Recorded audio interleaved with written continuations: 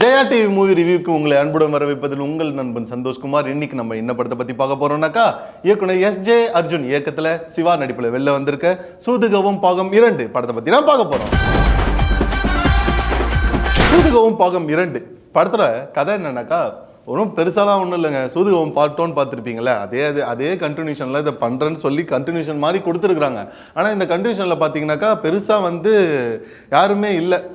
கருணாகரன், அதுக்கப்புறம் வந்து பார்த்தீங்கன்னா எம்எஸ் பாஸ்கர், அப்புறம் அவங்களோட ஒய்ஃப், இவங்க மட்டும்தான் அதோட கண்டினியூஷன் மாதிரி இருக்காங்க. அப்புறம் அந்த போலீஸ்காரன், அவங்க மட்டும் தான் கண்டினியூஷன் மாதிரி இருக்காங்க. மற்றெல்லாம் பார்த்தீங்கன்னாக்கா எந்த கண்டினியூஷனும் இல்லாமல் கொஞ்சம் இடையில வந்த புது கேங்காகவும் ஒரு டிஃப்ரெண்ட்டான கேங்காகவும் அந்த மாதிரி காட்டியிருக்காங்க.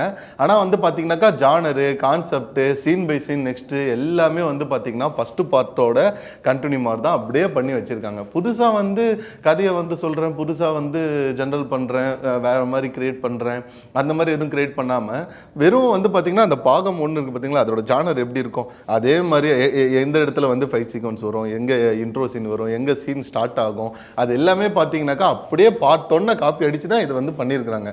கண்டினியூஷன்னாக்கா வச்சிங்களா ஒரு சில நியாயமான விஷயங்கள்லாம் கண்டினியூஷன் பண்ணலாம். ஆனால் அதில் பார்த்தீங்கன்னா ஒரு சில பயங்கரமான விஷயங்கள்லாம் வந்து இதில் பண்ணியிருக்காங்க.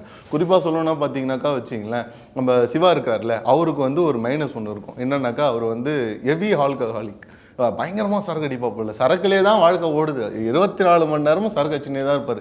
இன்கேஸ் அவர் சரக்கு அடிக்கல, கொஞ்சம் சரக்கு லெவல் அவரோட உடம்புல கம்மியாயிடுச்சுன்னா கையில் வந்து இது சரக்கோட லெவல் செக் பண்ணுறதுக்கு ஒரு மீட்ரு மாதிரி ஒன்று வச்சுருப்பாங்கல்ல, மிஷினு, அந்த மாதிரி அவர் வச்சுருப்பாரு. அதை ஈத்து பார்த்தாருனாக்கா அதில் வந்து பார்த்தீங்கன்னா ஆல்கஹால் வந்து கொஞ்சம் கம்மியாக இருக்குனாக்கா உடனே சரக்கு வச்சிருவார். இல்லைன்னு வச்சிங்களேன், அவர் பார்க்குறோடலாம் பாம்பா தெரியுமா, பாம்பு வந்து அவர் கொத்துற மாதிரி தெரியுமா, அந்த மாதிரி வந்து ஒரு டிஃப்ரெண்ட்டான ஒரு லாஜிக் இல்லாத ஒரு விஷயத்தை வந்து கொண்டு வந்து அந்த கேரக்டரே வந்து ஒரு இன்சல்ட் பண்ணுற மாதிரியான ஒரு கேரக்டர் வந்து கொண்டு வந்துட்டாங்க. அது வந்து படத்தோட ரொம்ப ரொம்ப ஒரு மைனஸ் ஆகி போச்சு. பொண்ணுங்களோட கற்பனையில் தானே நிம்மதியாக வாழ முடியும்.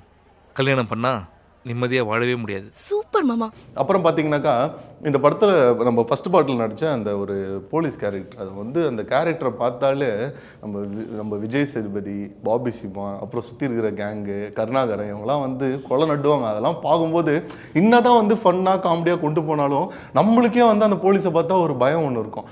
அந்த மாதிரி வந்து அந்த படத்தை வேறு லெவலில் கொண்டு போயிருப்பாங்க. இந்த படத்தில் பார்த்தீங்கன்னா அந்த போலீஸ், அதே போலீஸ் தான், அதே ரிவெஞ்ச் எடுத்து அவர் ரிட்டர்ன் வராரு.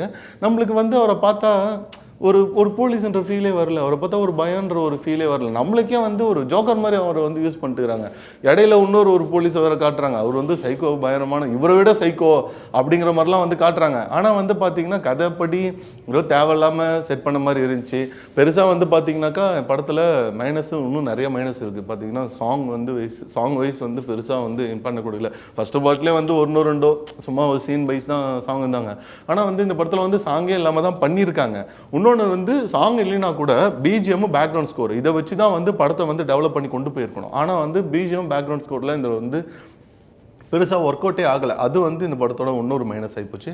அப்புறம் வந்து பார்த்தீங்கன்னாக்கா இது நடித்த சிவா, அதுக்கப்புறம் அவர் கூட இருக்கிற 2 காமெடி ஆக்டர், அவங்களோட சீன்லாம் வந்து பார்த்தீங்கன்னா ஏதோ நார்மலாக ஏதோ பேசிக்கிட்டு டெய்லி வந்து குடிகாரனுங்க இருப்பானுங்க பார்த்தீங்களா, ஒரு கேங் ஒன்று இருக்கும் ஏரியாவில், நாங்கள் தான் தௌலத்து, நாங்கள் தான் வெயிட்டு அப்படின்னு சொல்லிட்டு எனி டைம் ஒயின் ஷாப்லேயே இருப்பானுங்க, எனி டைம் சரக்கு வச்சுனே இருப்பானுங்க. அவனுக்கு எங்கேருந்து காசு வருதுன்னே தெரியாது, ஆனால் சரக்கு வச்சுனே இருப்பானுங்க.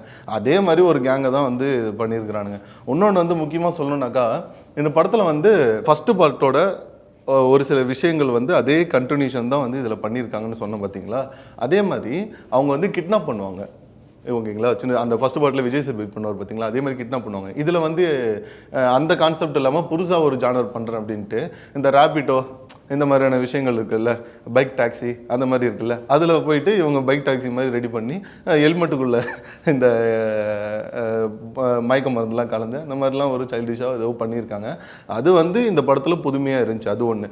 இன்னொன்று வந்து பார்த்தீங்கன்னாக்கா கருணாகரன், அவர் வந்து நெக்ஸ்ட் ஸ்டேஜ் அது மட்டும் நல்லா பக்காவாக பண்ணியிருந்தாங்க. அதில் வந்து பார்த்தீங்கன்னாக்கா இவர் வந்து ஒரு சில அந்த எல்லாருக்கும் ஓட்டு போடுற மக்களுக்கெல்லாம் வந்து பணம் எல்லாருக்கும் போய் போனோம் அப்படிங்கிறதுக்கு அவர் வந்து ஏதோ ஒரு கேம் மூலயமா ஏதோ ஒரு மெசேஜ் மூலிமா எல்லாம் வந்து எல்லாம் சென்ட் பண்ணுவோம், எல்லாருக்கும் அனுப்புவோம் அப்படின்னு சொல்லிட்டு ஏதோ ஒரு புதுசாக இது 2 தான் வந்து இந்த படத்தில் வந்து புதுசாக வந்து பண்ணியிருக்காங்களே தவிர மற்றபடி வந்து பெருசாக எதுவும் பண்ணல. ஃபர்ஸ்ட் ஆஃப் வந்து பார்த்தீங்கன்னாக்கா பெருசாக வந்து கேஸ்ட் ரிலீவ் எதுவும் பண்ணல. ஏன்னா ஃபஸ்ட்டு பார்ட் இருக்குது பார்த்தீங்களா, அதில் வந்து பாபி சிம்மான்னா யார், அவன் என்ன பண்ணான், அவன் எப்படி வந்தான், இந்த கேங்கில் எப்படி சேர்ந்தான், அதுக்கு ஒன்று இருக்கும். அதுக்கப்புறம் பார்த்தீங்கன்னாக்கா அசோக் செல்வன் அவனோட கேரக்டர் யார், அவன் எப்படி வந்தான், அது மாதிரி அவங்களோட டீமில் இருக்க ஒவ்வொருத்தவங்களுக்கும் வந்து ஒவ்வொரு கேரக்டர் இருக்கும், ஸ்ட்ராங்காக வந்து சொல்லியிருப்பாங்க. அது எதுவுமே வந்து இதில் பெருசாக வந்து ஸ்ட்ராங்காக சொல்லலை. இன்னொன்று, அந்த ஃபஸ்ட்டு பார்ட்டில் நடித்த அந்த ஹீரோயின் யார் கண்ணுக்கும் தெரியாது, ஆனால் இவங்க கண்ணுக்கு தெரியும். அது வந்து நம்மளுக்கே வந்து ஒரு ஃபீல் ஆகும்.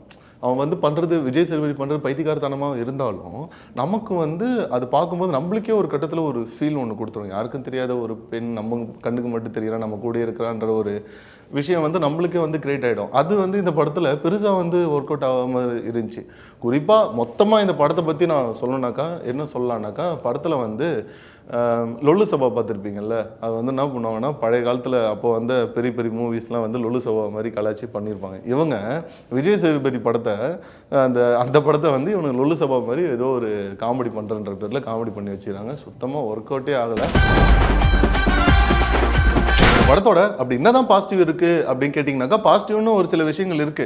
பார்த்தீங்கன்னாக்கா அந்த ஃபர்ஸ்ட் பார்ட்டில் நடிச்சாங்கல்ல அந்த கேரக்டர்ஸ், ஒரு சில கேரக்டர்ஸ் வந்து பார்த்தீங்கன்னாக்கா முக்கியமாக சொல்லணும்னா இந்த படத்தோட மெயின் வந்து பார்த்தீங்கன்னா கருணாகரன் தான். அவர் தான் வந்து இந்த படத்தோட மிகப்பெரிய பாசிட்டிவ். அண்டு வந்து பார்த்தீங்கன்னாக்கா ராதா ரவி, அதுக்கப்புறம் வந்து பார்த்தீங்கன்னாக்கா நம்ம MS பாஸ்கர், அவங்களோட ஒய்ஃபு, அவங்களோட கேரக்டர் ரோல் மட்டும் வேற லெவலில் அவங்களோட கேரக்டர்லாம் நல்லா சூப்பராக பண்ணியிருந்தாங்க. அந்த ரோல், அந்த கேரக்டர் அதை அப்படியே டெவலப் பண்ணது வந்து ரொம்பவே நல்லா இருந்துச்சு. அந்த ஒரு விஷயத்தில் டைரக்டர் பாராட்டலாம். அந்த ஒரு விஷயத்துல நல்லாவே பெட்டராகவே பண்ணியிருந்தாரு.